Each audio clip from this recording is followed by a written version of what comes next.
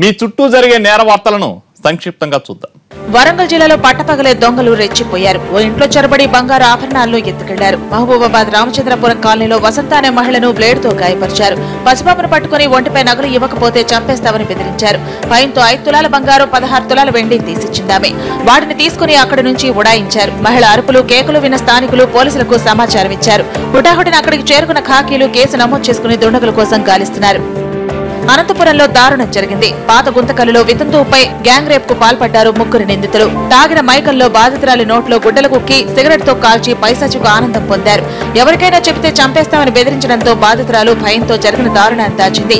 ఎట్టకేలకు ధైర్యం చేసి పోలీసులకు ఫిర్యాదు చేయడంతో విషయం ఆలస్యంగా వెలుగు చూసింది. నిందితుల్ని అదుపులోకి తీసుకుని ప్రశ్నిస్తున్నారు పోలీసులు. పేదలకు చేరాల్సిన రేషన్ సరుకులు పక్కదారి పడుతున్నాయి. కుషాయిగూడ పోలీస్ స్టేషన్ పరిధిలోని నాగార్జున నగర్ లో రేషన్ సరుకులను ప్యాకింగ్ చేసి అధిక ధరలకు విక్రయిస్తున్న ముఠా పట్టుబడింది. ఇలా అక్రమాలకు పాల్పడుతూ 10 లక్షల రూపాయల దాకా సంపాదించారు. వీళ్ల నుంచి భారీగా రేషన్ సరుకులు 5 మిషన్లు పోలీసులు స్వాధీనం చేసుకున్నారు. పాల్పడ్డారు దుండగులు. కంపెనీ వెనక భాగంలోని కిటికీలోంచి లోపలికి ప్రవేశించిన గుర్తు తెలియని వ్యక్తులు కౌంటర్లోని క్యాష్ ను ఎత్తుకెళ్లారు.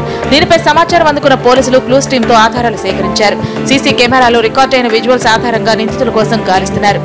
గుంటూరు జిల్లా తుళ్లూరు మండలం మల్లరాంపురానికి చెందిన ఓ వ్యక్తి దారుణ హత్యకు గురయ్యాడు. మృతుని మెడకు తాడు కట్టి ఆటోతో పొలాల్లోకి ఈడ్చుకెళ్లారు. పొద్దున్నే పొలానికి వచ్చిన కూలీలు పోలీసులకు సమాచారం అందించారు. మృతుడు ఎవరు, ఎందుకు హత్య చేశారు అనే విషయాలు తెలియాలి.